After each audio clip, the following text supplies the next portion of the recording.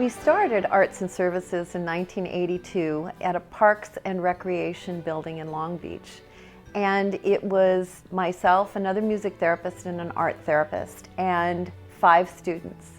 The building itself was a big Parks and Rec building, had a stage, and I remember there was a kitchen, and that's where our art classes were, because the kitchen had a work table and it had a sink for the paints. Those early days were so important because it really helped us establish what our Love Before Learning philosophy was all about.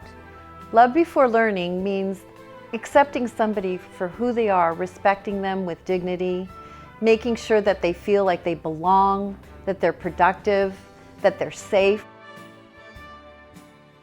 Today, I think Arts and Services for Disabled has really grown and has paved the way. I almost think of it as, you know, the black and white days of those early days, and now we're in full color. First, we want to get the clay ready and making sure there's no air bubbles. I focus on expressive arts therapy. My classes here are visually arts-based, and I work with students primarily in ceramics. Right now we're doing a ceramics mosaic class.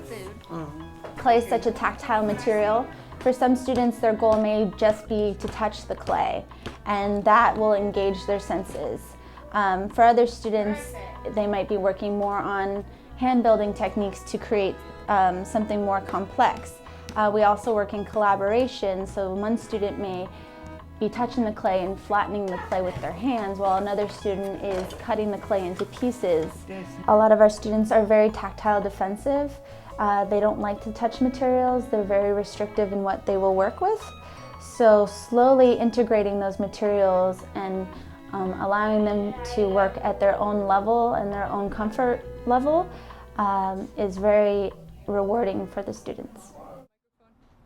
Microphone check 1, 2. Welcome to Arts and Services for Disabled. This is where we come in the morning and wait for classes to get started. Our Monday sing-alongs. It's a great place to be.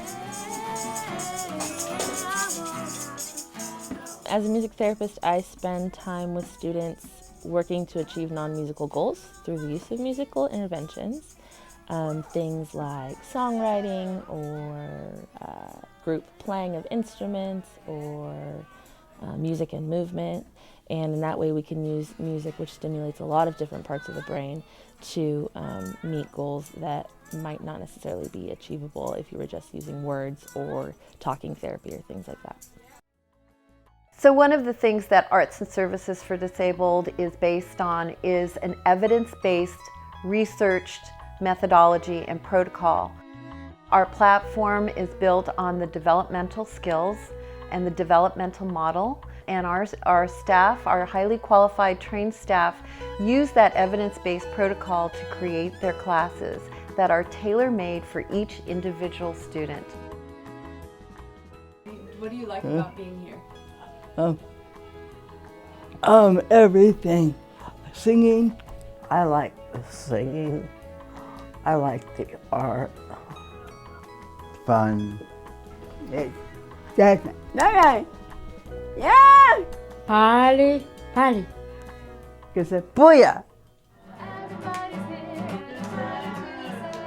Our music therapy internship program is approved by American Music Therapy Association since 1984. So one of the techniques our music therapy interns use is called the neurologic music therapy techniques, helping the student to really improve their gait and their balance by practicing their gait with the rhythms and the music.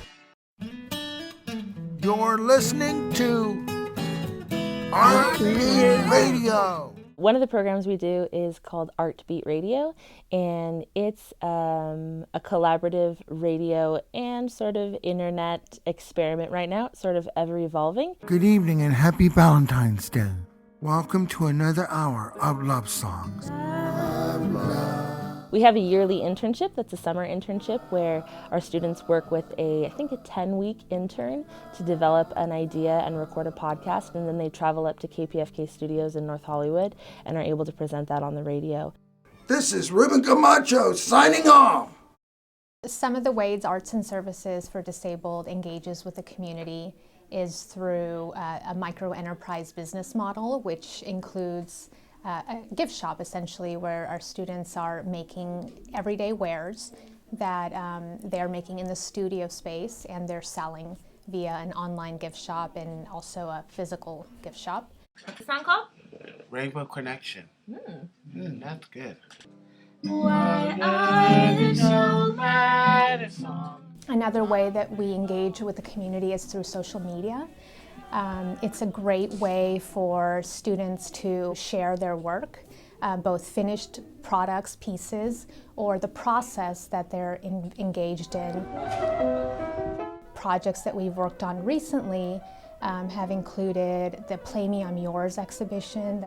The students were given a piano, and they were asked to make art on the piano. They stripped the piano, they painted it, they embellished it, and the end goal of the exhibition was to place this piano in an outdoor space so that everyone can have access to music. My grandfather was an artist, so it kind of runs in the family. The exhibits department of ASD is really important because it gives the students a voice. It is my responsibility as the exhibits coordinator to host and curate a variety of art exhibits. What that entails is finding community exhibits for the artists that attend the programs here at ASD. An artist who recently had a solo exhibit is Christina Mariata. She attends our Long Beach program, the Art Center, and she has grown exponentially. The process of art making itself, learning new techniques, learning new mediums, it's allowed her to explore a variety of her interests. It's a way for her to communicate things that she may not be able to communicate as clearly verbally. I draw her. She's a beautiful lady, and she's gonna be happy lady. You make art first you make it for yourself, but you want others to see it, to experience it. You don't want to tuck it under your bed. The students are no different. You know, they want to share what they're doing, and they want to get your feedback. And their work, in whatever way you experience it, I think should be seen, and it should be a part of the larger arts community, not specifically the disabled arts community.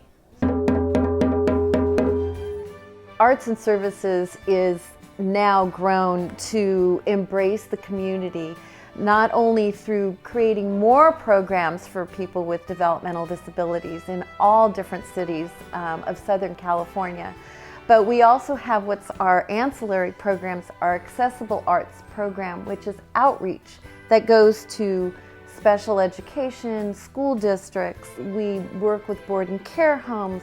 We have a partnership with UCLA Pathways program. We work in medical hospitals. We have our Creative Arts Program Enhancement program, where we're able to go out into the community and enrich programs that may not have the creative arts and want a more inclusive programming. I believe that the arts are the bridge. It's the bridge to the future. It's the bridge to human aesthetic. It's the bridge to helping people feel good and to heal and to go places where they've never been able to go before. And I believe that you and the community and anyone else that's got something to give, that has a passion, that has an advocacy, together we can create. We can create so many things. And that could be through volunteering, through being on the board of directors, helping with an event.